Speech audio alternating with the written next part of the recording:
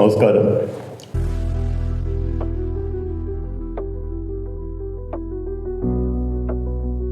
ഒരു ക്ഷമാപണത്തോടെ തുടങ്ങാം. കഴിഞ്ഞ സൈക്കിൾ ചരിത്രത്തിൻ്റെ വീഡിയോയുടെ അവസാനം പറഞ്ഞിരുന്നു 135 വർഷമായി നിലനിൽക്കുന്ന ഒരു സൈക്കിൾ കമ്പനിയെക്കുറിച്ച് പറയാമെന്ന്. അത് ചെറിയൊരു അബദ്ധമുണ്ട്. 135 അല്ല, 140. അത് അതിനെക്കുറിച്ചുള്ള ആർട്ടിക്കിൾ വായിച്ചു തുടങ്ങിയപ്പോൾ തുടക്കം തൊട്ട് തുടങ്ങിയില്ല. അങ്ങനെ ഒരു വലിയ അബദ്ധമാണ്, എല്ലാവരും ക്ഷമിക്കുക. ഇറ്റലിയിലെ ബിയാങ്കി സൈക്കിൾസ്, സ്പെല്ലിങ്ങിൻ്റെ അവസാനം CHI എന്നാണെങ്കിലും അതിൻ്റെ ശരിയായിട്ടുള്ള ഉച്ചാരണം കി എന്നാണ്, ബിയാങ്കി.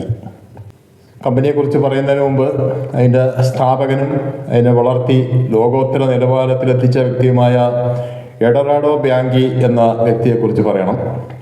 1865 ജൂലൈ 17 ഇറ്റലിയിലെ മിലാൻ എന്ന സിറ്റിയിൽ ജനനം. 7ാമത്തെ വയസ്സിൽ അദ്ദേഹം ഒരു അനാഥാലയത്തിൽ എത്തിപ്പെടുന്നു. കാരണം അതിനോടകം അദ്ദേഹത്തിൻ്റെ പാരൻസ് എല്ലാം മരിച്ചുപോയി. ആ അനാഥാലയത്തിൽ പഠനം ആരംഭിച്ച അദ്ദേഹത്തിന് ഏറ്റവും ഇൻട്രസ്റ്റ് ഉള്ളൊരു മേഖലയായിരുന്നു മെക്കാനിക്കൽ എഞ്ചിനീയറിംഗ്. വളരെ പെട്ടെന്ന് തന്നെ അത്തരം പല കാര്യങ്ങളും അദ്ദേഹം പഠിച്ചെടുക്കുന്നു.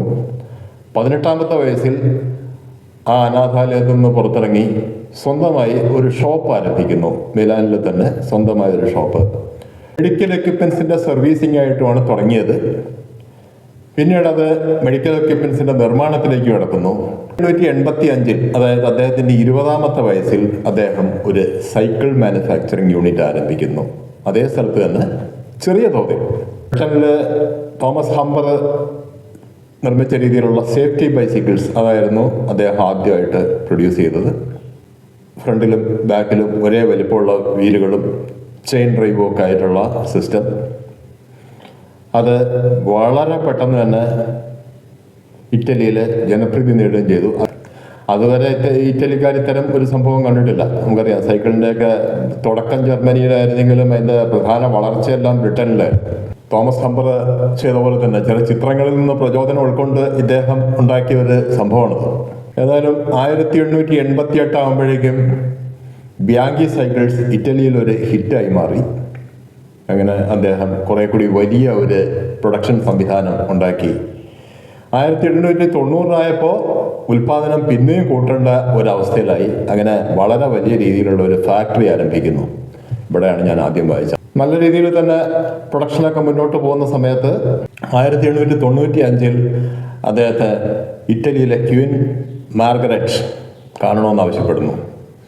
നമ്മുടെയൊക്കെ പഴയകാലം രാജാവ് അല്ലെങ്കിൽ രാജ്ഞിയെ കാണണമെന്ന് ആവശ്യപ്പെട്ടാൽ എന്താ സംഭവിക്കുക എന്ന് പറയാൻ പറ്റില്ല.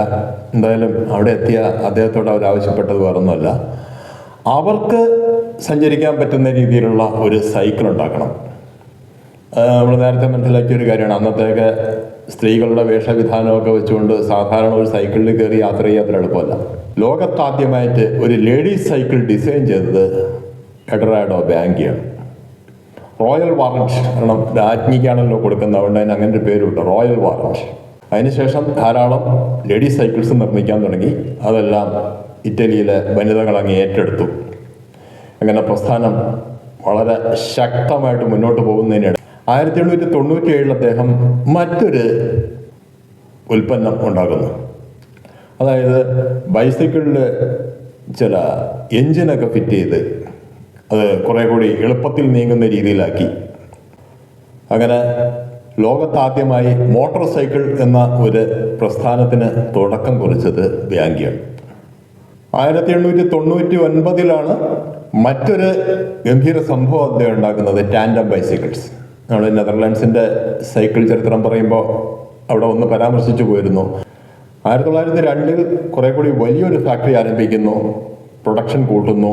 ഒപ്പം അദ്ദേഹം മറ്റൊരു കാര്യം കൂടി ചെയ്തു, സ്പോർട്സ് സൈക്കിൾസ് ഡിസൈൻ ചെയ്യാൻ തുടങ്ങി. Light weight high speed sports cycles. അതും ആദ്യമായി ഇറ്റലിയിൽ അവതരിപ്പിച്ച അദ്ദേഹം. ഇറ്റലിയിൽ അവതരിപ്പിച്ചു എന്ന് പറയേണ്ട കാര്യമില്ല, കാരണം അവിടെ അദ്ദേഹം മാത്രമേ ഉള്ളൂ ആ കാലത്ത് സൈക്കിൾ ഉണ്ടാക്കുന്നതായിട്ട്. ബിയാങ്കി കമ്പനി അല്ലാതെ മറ്റൊരു കമ്പനി ഇറ്റലിയിൽ സൈക്കിൾ ഉൽപ്പാദനം തുടങ്ങുന്നത് 1906 മാത്രമാണ്.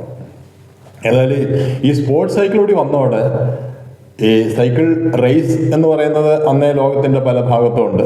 ആദ്യകാലത്ത് നമുക്കറിയാം വെലോസിപ്പീഡിലാണ് തുടങ്ങിയതെങ്കിലും പിന്നീട് സേഫ്റ്റി സൈക്കിൾസിനും റേസിംഗ് ഒക്കെ ഉണ്ടായി. ആ റേസിലെല്ലാം ഈ ബാങ്കി സൈക്കിൾസ് ഒരു വലിയ സംഭവമായി മാറി. കാരണം അത്രയും ലൈറ്റ് വെയിറ്റും ഹൈ സ്പീഡും അതിനനുസരിച്ചുള്ള പ്രത്യേക ബെയറിങ്ങുകളും കാര്യങ്ങളും ഒക്കെ അദ്ദേഹം തന്നെ ഡിസൈൻ ചെയ്താണ് ഇത് ഉണ്ടാക്കുന്നത്. അതുകൊണ്ട് ലോകത്ത് തന്നെ സൈക്കിൾ റേസിംഗിൽ ഒരു താരമായി മാറി ബാങ്കി സൈക്കിൾസ്. അത് ഇന്നും തുടരുന്നു എന്നുള്ളതാണ് സത്യം. ഇന്നും ലോകത്തിൻ്റെ പല ഭാഗത്തും ബാങ്കി സൈക്കിൾസ് പല സൈക്കിൾ റേസും നേടിക്കൊണ്ടിരിക്കുന്നു. 1911 അദ്ദേഹം ആരംഭിച്ച ഒരു സംവിധാനമാണ് ഫോർക്ക് സസ്പെൻഷൻ. സൈക്കിളിൻ്റെ യാത്രാസുഖം വർദ്ധിപ്പിക്കുന്ന രീതിയിൽ ഫ്രണ്ട് ഫോർക്കിൽ ഒരു സസ്പെൻഷൻ സിസ്റ്റം നടപ്പിലാക്കുന്നു. ഏകദേശം അരനൂറ്റാണ്ട് കഴിഞ്ഞാണ് അത് ബ്രിട്ടനിലെത്തുന്നത്. 11 തന്നെ അദ്ദേഹം ആരംഭിച്ച മറ്റൊരു നിർമ്മിതിയാണ് ഫോൾഡിംഗ് സൈക്കിൾസ്. പിന്നീട് ലോകമെമ്പാടും, പ്രത്യേകിച്ച് നെതർലൻഡ്സ് പോലുള്ള രാജ്യങ്ങളിൽ, അതായത് മോട്ടോർ വാഹനങ്ങളിലൊക്കെ കൊണ്ടുപോയി ഓരോ സ്ഥലത്തെത്തി സൈക്കിൾ ചെയ്യാനുള്ള സൗകര്യത്തിനുള്ള ഒരു സംവിധാനം ലോകമെമ്പാടും അത് പിന്നീട് ഹിറ്റായി മാറി. അതിനും തുടക്കം കുറിച്ചത് ബാങ്കിയാണ്. സൈക്കിളിൻ്റെ സ്പീഡ് കൂടുമ്പോൾ വേറൊരു കാര്യം കൂടി നോക്കണം, സേഫ്റ്റി. അതിൽ പ്രധാനമായിട്ടും വേണ്ട ഒരു സംവിധാനമാണ് ബ്രേക്ക്. അതില്ലാത്തതിൻ്റെ ഒരു കുഴപ്പം വെലോസിറ്റിയിൽ നമ്മൾ നേരത്തെ മനസ്സിലാക്കിയതാണ്.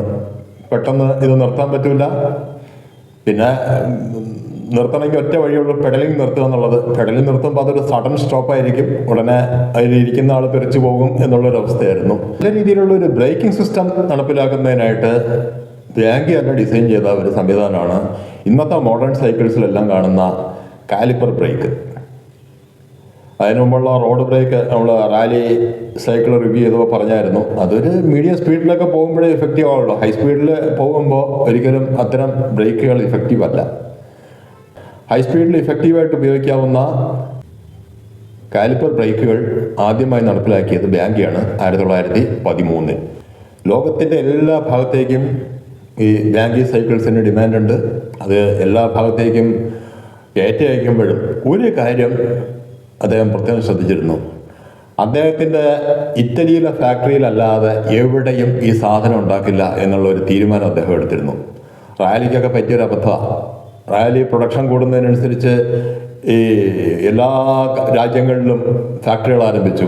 എല്ലായിടത്തും ഒരേപോലെ ആയിരിക്കില്ല ക്വാളിറ്റി. അത് ഭാവിയിൽ അതിന് ദോഷം വന്നു. പക്ഷേ ബാങ്കി സൈക്കിൾസ് അങ്ങനെ ആയിരുന്നില്ല. മിലാനിൽ മാത്രമേ അതിന് പ്രൊഡക്ഷനുള്ളൂ.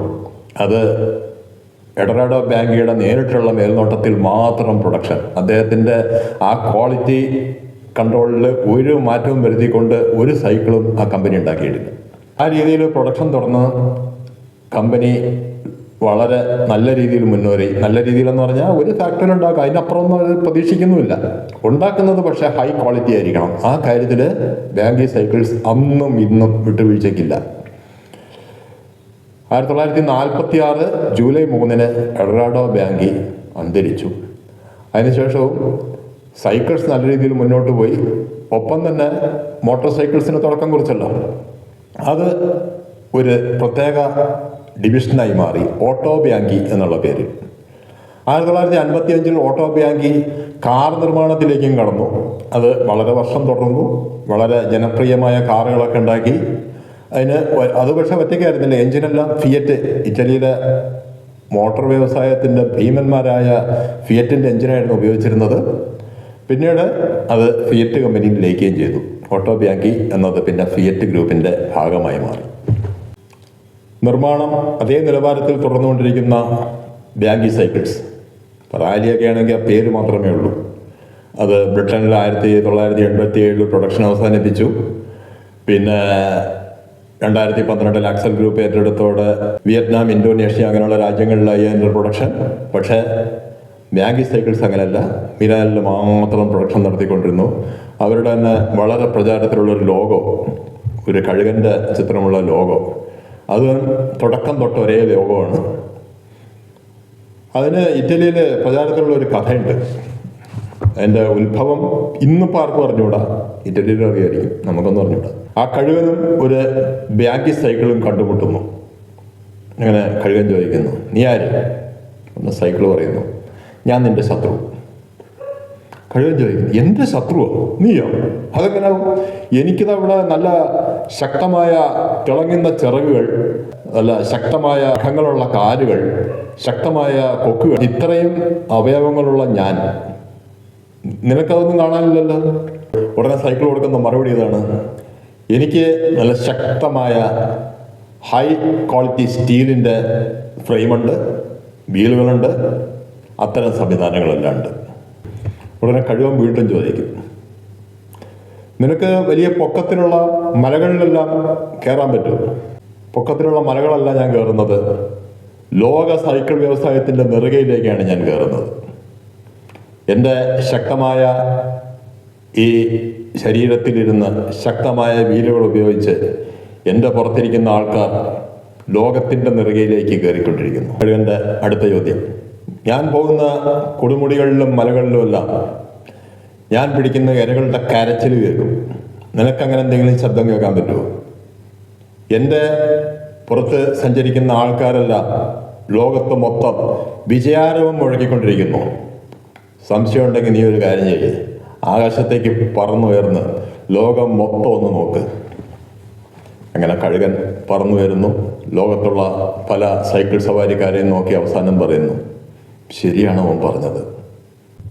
1997 സ്വീഡനിലെ സൈക്കിൾ യൂറോപ്പ് എന്ന ഒരു ഭീമൻ കമ്പനി ബ്യാങ്കി സൈക്കിൾസ് ഏറ്റെടുക്കുന്നു. പക്ഷേ നമ്മൾ മുമ്പ് കണ്ട മറ്റ് കമ്പനികൾക്കൊന്നും പറ്റിയ അബദ്ധം ഇവിടെ പറ്റിയിട്ടില്ല. ബ്യാങ്കി സൈക്കിൾസ് മിലാനിൽ മാത്രം പ്രൊഡക്ഷൻ, ഒരു ബ്രാഞ്ച് തായ്വാനിൽ തുടങ്ങി. അത് പ്രൊഡക്ഷൻ കോസ്റ്റ് കുറയ്ക്കുന്നതിൻ്റെ ഭാഗമായി. അപ്പോഴും ക്വാളിറ്റിയിൽ ഒരു മാറ്റവും വരുത്തിയിട്ടില്ല. ഇറ്റലിയിൽ ഉണ്ടാക്കുന്ന അതേ ക്വാളിറ്റിയിൽ തന്നെ തായ്വാനിലും പ്രൊഡക്ഷൻ നടക്കുന്നു. സൈക്കിൾ നിർമ്മാണത്തിൻ്റെ പുതിയ സാങ്കേതിക വിദ്യകളെല്ലാം പരീക്ഷിച്ച് വിജയിച്ചുകൊണ്ടിരിക്കുന്നു. അതായത് സ്റ്റീൽ ഫ്രെയിമുകൾ കൂടാതെ aluminium alloy frames, carbon fibre frames, അങ്ങനെ സൈക്കിളിൻ്റെ സ്പോർട്ടിനെസ് വർദ്ധിപ്പിക്കുന്നതിനുള്ള എല്ലാ കാര്യങ്ങളും ബ്യാങ്കി സൈക്കിൾസ് ചെയ്തുകൊണ്ടിരിക്കുന്നു. എന്ന് നേരത്തെ പറഞ്ഞ പോലെ ഇന്നും ലോകത്തെ സൈക്കിൾ റേസിസ്റ്റുകളുടെ ഒരു പ്രിയപ്പെട്ട സൈക്കിളാണ് ബ്യാങ്കി സൈക്കിൾ. അങ്ങനെ 140 കൊല്ലമായിട്ടും അതിൻ്റെ നിർമ്മാണം ആ തുടക്കകാലത്തുള്ളതുപോലെ ഹൈ ക്വാളിറ്റിയിൽ തുടർന്നുകൊണ്ടിരിക്കുന്നു. ഇനി ഒരു കാര്യം പറയാനുള്ളത്, എണ്ണം കൊണ്ടല്ല, ക്വാളിറ്റി കൊണ്ടും കസ്റ്റമൈസേഷൻ കൊണ്ടും ലോകത്തിന് ഏറ്റവും പ്രിയപ്പെട്ട ഒരു കാറാണ് റോൾസ് റോയ്സ്. വളരെ കുറച്ചേ ഉണ്ടാക്കുന്നുള്ളൂ, പക്ഷേ അതിൻ്റെ പ്രശസ്തി വളരെ അധികമാണ്. സാധാരണക്കാർക്ക് താങ്ങാൻ പറ്റുകയില്ല, അത് വേറെ കാര്യം. ആ രീതിയിലുള്ളൊരു സൈക്കിൾ കമ്പനിയെക്കുറിച്ച് അടുത്ത വീഡിയോയിൽ പറയും.